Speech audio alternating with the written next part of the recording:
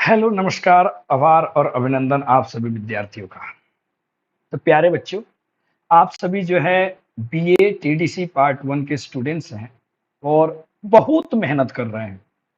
इतनी मेहनत कर रहे हैं, जितना तो कोई सोच भी नहीं सकता है कि ग्रेजुएशन में पढ़ने वाला स्टूडेंट इतना ज़्यादा सीरियस हो, वो भी इंग्लिश ऑनर्स में, वो भी बिहार के बच्चे हों। तो आपने मुझे लगता है कि एक अन्य बच्चों के लिए आप मिसाल पेश करेंगे कि कैसे पढ़ाई करनी चाहिए थी कम समय में। तो आप लोगों का बहुत ही प्यारा सा कमेंट आ रहा था, बहुत परेशान थे आप कि सर प्लीज हेल्प किया जाए। पेपर 2 का सर एग्जाम होने वाला है, रेफरेंस कॉन्टेक्स्ट और एक्सप्लेनेशन क्या होता है, कैसे करें नहीं पता।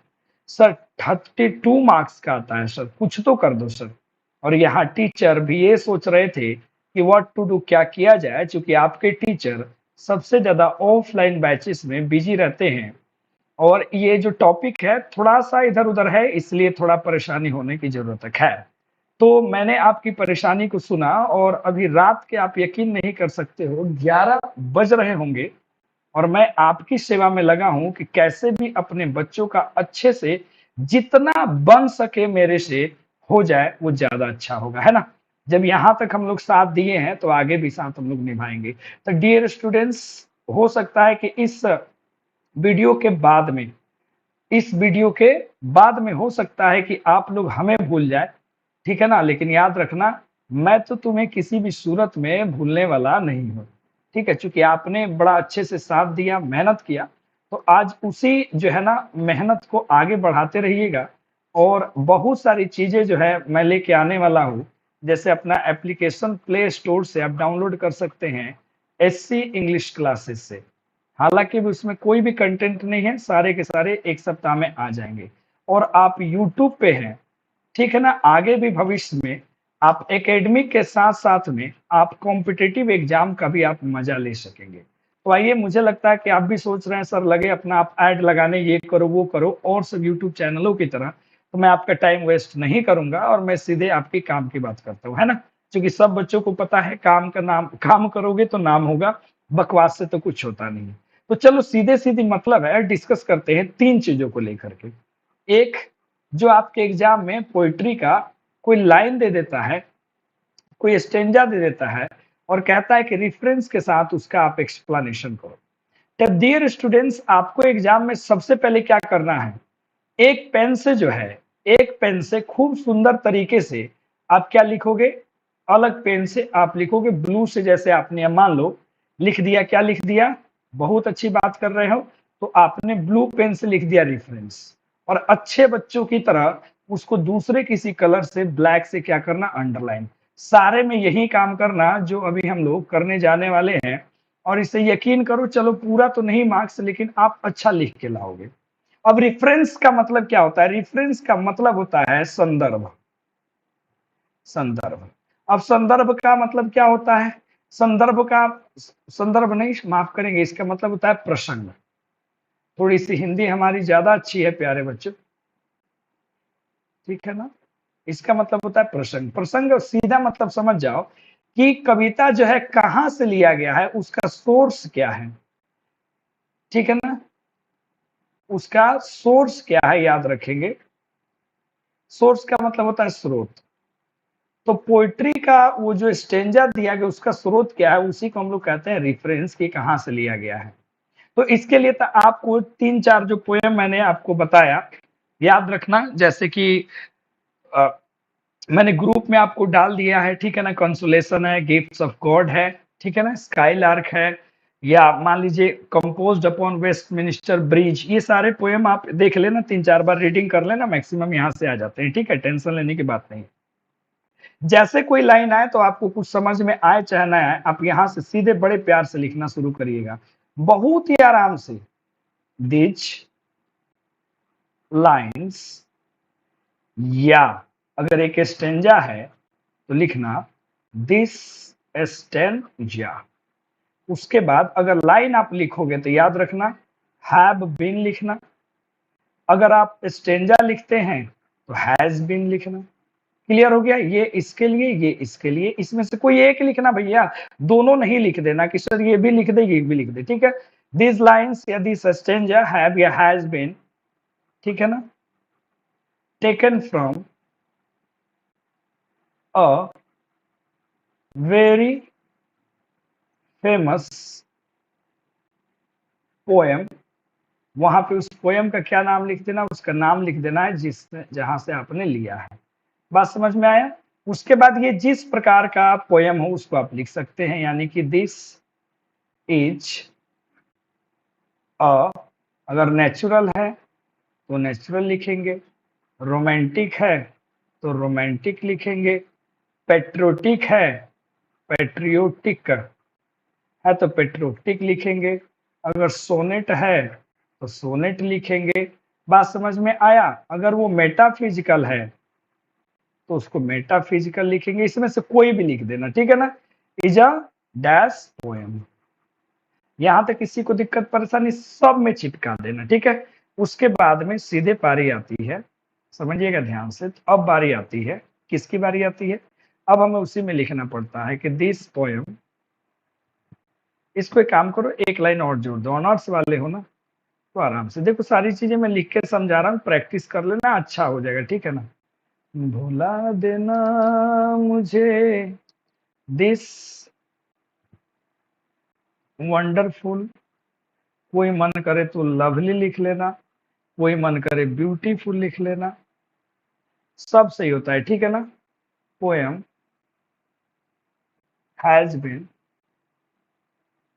रिटन बाय, ठीक है, written by one of the most popular poets in the English poetry, उनका यहाँ पे लिख देना ना। बात समझ में आया?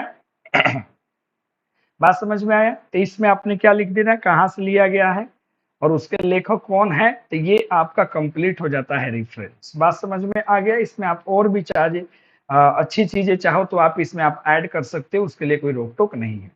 अब रेफरेंस के बाद में दूसरी पारी आती है जिसको हम लोग कहते हैं context.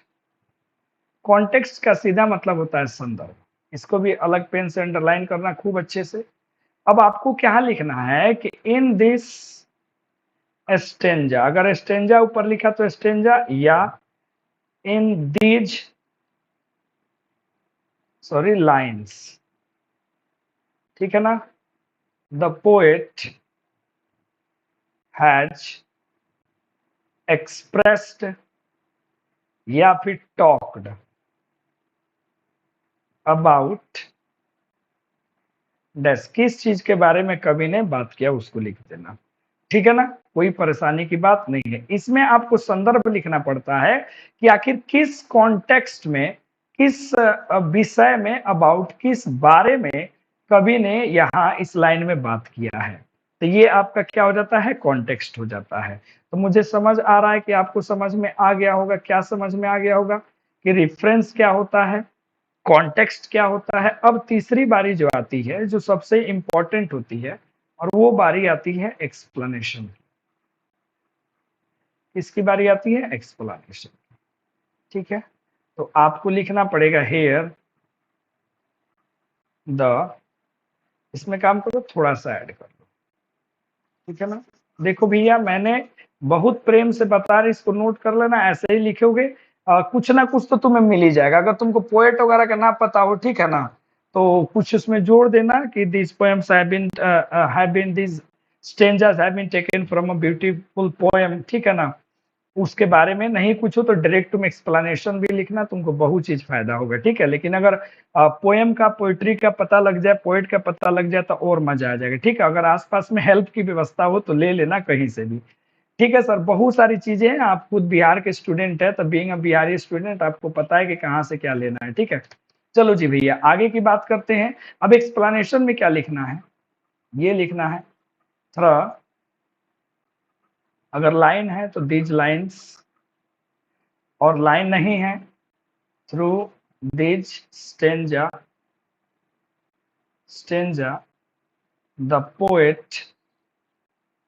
the poet expresses his feelings in wonderful ways.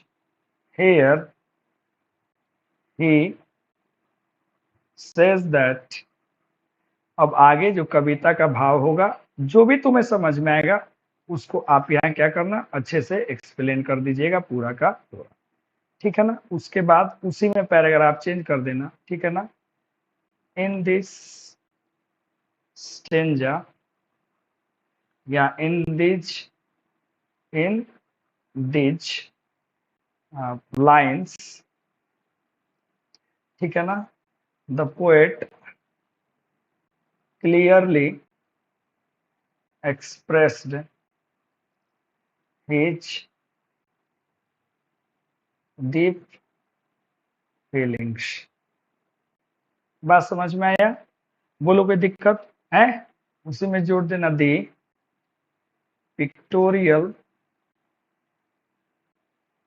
ठीक है ना। द पिक्टोरियल कह सकते हैं कि expression of this stanza is awesome. बात समझ में आया? ये लिखने की जरूरत नहीं होती है, लेकिन आप लंबा चौड़ा चाहो तो बढ़ा के लिख सकते हो, ठीक है ना। तो इस तरीके से डियर स्टूडेंट्स, तीन स्टेप मतलब रेफरेंस में, कॉन्टेक्स्ट में और आप एक्सप्लेनेशन में जाके अच्छे से उस चीजों को आप लिख सकते हो जो चीजें एग्जाम में चाहिए। अब इसमें जोड़ जाड़ के एग्जाम में लिखोगे तो 8 मार्क्स में से कुछ तो मिल ही जाएगा। अब आइए उसी से रिलेटेड हम आपको कुछ दिखाना चाहते हैं, अच्छे से आप देखने की कोशिश कीजिएगा, ठीक है। तो डियर स्टूडेंट्स, आपने जो देखा उसके बाद मैं आपको एक बहुत ही सुंदर सा चीज दिखाने जा रहा हूं, और इस चीज को आप गौर से देखना जो मैंने इधर छुपा के रखा था, कि आप सब कहते हो ना कि उसके बाद कुछ थोड़ा मीठा हो जाए, कुछ एग्जाम्पल्स हो जाए। और ये सारे पीडीएफ मैंने थोड़े से जल्दीबाजी में मैंने लिए हैं, इसलिए प्यारे बच्चे माफ करना, ठीक है, अगर थोड़ा बहुत इधर उधर क्वालिटी में कमी हो। खैर आप मेन फोकस करना कॉन्टेक्स्ट पे तो अच्छा रहेगा। जैसे मान लो यहाँ पे जो एक्सप्लेनेशन हम लोग लेने वाले हैं, ये एक्सप्लेनेशन किसका है जानते हो? बहुत ही सुंदर कविता है कंसोलेशन का, बहुत ही अद्भुत कविता है। कौन सी कविता है? कंसोलेशन का। हम लोग उसी का लाइन लिए हुए हैं और उसी पे हम लोग चर्चा करने वाले हैं डियर स्टूडेंट्स। यहाँ देख सकते हैं, यही वो लाइन है। मान लो कंसोलेशन है तो 1 2 3 4, ये पहला स्टेंजा हो गया। जैसे आपने कविता पढ़ा होगा तो मैंने उसको बांटा होगा, ठीक है ना। ये फर्स्ट स्टेंजा हो गया। इसके बाद से 5 6 7 8, ये आपका सेकंड हो गया। इसी में हम लोगों ने इसको क्या बना लिया? थर्ड बना लिया, और इसको हम लोगों ने कॉपलेट बना लिया। तो इस तरीके से इन चारों, अगर ये स्टेंजा आपके एग्जाम में आ जाती है डियर बच्चों, ये स्टेंजा अगर आ जाएगी यहां से लेकर के यहां तक, तो इसको कैसे एक्सप्लेन करेंगे? यानी कि इसका रेफरेंस क्या होगा, यानी कि इसका कॉन्टेक्स्ट क्या होगा, यानी कि इसका एक्सप्लेनेशन क्या होगा। तो उसी को मैं यहाँ पे आपको अपने छात्र के एक नोटबुक से दिखाने का कोशिश करूंगा, और उम्मीद है कि आपको समझ में आएगा। तो सबसे पहले आपने यहाँ क्या देखा, हम लोगों ने क्या यहाँ लिखा हुआ है, गौर से देखो जरा। चलो कलर चेंज कर लेते हैं। कुछ जो है नालायक बच्चे जो कह रहे हैं कि सर दिखत नहीं है गुरुजी, दिखा दो अच्छे से। चलो रे जमुरा, तैयार हो जाओ, है ना। तो दिस स्टेंजा हैज बीन, या दोनों में से कोई एक लिखना, या तो ये या फिर ये। This line have been taken from, कहां से लिया गया? कंसोलेशन से लिया गया है, जिसको लिखा है किसने? विलियम शेक्सपियर ने। दिस का ये जो पोएम है, 29th सोनेट है शेक्सपियर का। He was a representative poet and a dramatist of Elizabethan age. अगर ये आपको पता लग जाए तो आप अपने भी किसमें रेफरेंस में आसानी से जोड़ सकते हैं। अब दूसरी बात थोड़ी कॉन्टेक्स्ट की, यानी कि पहले जो स्टेंजा में है कवि ने किस संदर्भ में बात की है। तो इन दिस स्टेंजा या दिस कोटेशन या दिस लाइन्स, आप तीनों में से कोई भी लिख सकते हो। जब लाइन्स लिखना तो बेटा दीज का यूज करना, याद रखना। दीज लाइन्स करेंगे, क्या करेंगे? दीज, हमेशा दीज लाइन्स होना चाहिए, ठीक है ना। दीज क्या होना चाहिए? लाइन्स होना चाहिए। और अगर आप दिस करेंगे तो स्टेंजा होना चाहिए। अगर आप कोटेशन करेंगे तो दिस कोटेशन होना चाहिए। ठीक है ना, मतलब ये सिंगुलर प्लूरल का थोड़ा सा ध्यान रखना ग्रामर चीजों का है। हमने लिखा इन दिस स्टेंजा या क्वाट्रेन, क्वाट्रेन पता है ना किसको कहते हैं, क्वाट्रेन कहते हैं अगर कोई सोनेट हो, ठीक है ना, जैसे शेक्सपियरियन सोनेट पहले मैं बता चुका हूँ, एक क्वाट्रेन में 4 लाइन होता है, ये क्वाट्रेन है, तो यहाँ पे क्वाट्रेन या lines poet tells about the decline in the Fortune and opportunity in his life. कभी इस क्वाट्रेन में, इस स्टेंजा में, इस लाइन में क्या बताना चाहता है कि उसके जीवन में अवसर का और भाग्य का कैसे डिक्लाइन होता है, कैसे वो कम होते हैं। देयर इज नो वन, इसकी लाइफ में कोई नहीं है जो उसकी मदद कर सके। अब बारी आती है कॉन्टेक्स्ट एक्सप्लेनेशन की, अब बारी आती है एक्सप्लेनेशन की। तो यहां से एक्सप्लेनेशन क्या किया गया है कि the poet says that there has been a decline in fortune and opportunity in his life. कभी कहता है कि उसके जीवन में फॉर्च्यून का और किसका, और कह सकते हैं कि फॉर्च्यून और पॉपुलैरिटी का बहुत ज्यादा डिक्लाइन चल रहा है, कम हो गए हैं। इन his life he field with great सोरो, पूरा दुख से भर चुका है। Greatly laments on the loss of his Fortune and opportunity, वो अपने आप को कोसता है कि उसके भाग्य और उसके जो पॉपुलैरिटी है, अपॉर्चुनिटी नहीं पॉपुलैरिटी जो है, ठीक है ना, वो कैसे कम हो रहे हैं। ही फील्स आउटकास्ट, वो अपने आप को गिरा हुआ समझता है और सोचता है that there is no one in his life to help him out. वो सोचता है कि उसके जीवन में कोई भी नहीं है जो उसकी क्या कर सके, मदद कर सके। ही बिटरली क्राइज, जो बड़े जोर जोर से रोता है किसके लिए, डिवाइन हेल्प के लिए, यानी कि कोई ऊपर से कोई उसकी मदद कर सके। लेकिन हेवन भी जो है वो क्या होता है, डीफ होता है। And has turn down his request, और वो क्या करता है, उसके रिक्वेस्ट को नकार देता है। After that he looks upon himself and curses his fate, और उसके बाद वो अपने आप की तरफ देखता है और खुद को कोसता है। तो हो गई ना बात। रेफरेंस मतलब कहां से लिया गया, कॉन्टेक्स्ट मतलब किस संदर्भ में वहां बात हुआ है, और एक्सप्लेनेशन मतलब पूरे लाइन का भावार्थ क्या होगा, पूरे लाइन का व्याख्या क्या होगा, है ना। Here the poet expresses his pitiable situation. Pitiable मतलब दयनीय स्थिति को बताता है और कहता है कि important a soul of divine power that bring him out from his critical situation. कहता है कि अगर कोई दैवीय ऐसी आत्मा हो तो वो हमारी सिचुएशन से हमें आगे निकाल सकता है। ये तो सब में जोड़ सकते हो। The lines of stanza are remarkable because they express the true voice and deep feelings of the poet. ये आप सब में जोड़ देना, सब में जोड़ देना, सब में जोड़ देना, सब में जोड़ देना लास्ट के एक्सप्लेनेशन में। तो हो गया ना, ऊपर में कुछ लिख ही लोगे, कॉन्टेक्स्ट में कुछ लिख ही लोगे, एक्सप्लेनेशन में कुछ भी समझ में आए लिख देना, कहा क्या कहते हैं कभी, और लास्ट में ये जोड़ देना, सब सही हो जाएगा, कोई गलत नहीं होगा। और इसका एग्जाम्पल तुम कहाँ देख सकते हो, जो टेलीग्राम ग्रुप में भेजा गया है ना, उस ग्रुप में जाके आप देख सकते हो। तो उम्मीद करते हैं कि ये इस वीडियो में आपको ढेर सारी चीजें समझ में आ गई होंगी कि किस प्रकार हमें जो है ना सारे क्वेश्चन का आंसर देना है। तो प्यारे बच्चों, आप सभी को बहुत बहुत धन्यवाद, और आप सब बहुत अच्छे से एग्जाम दीजिए। आप सभी को आपके इस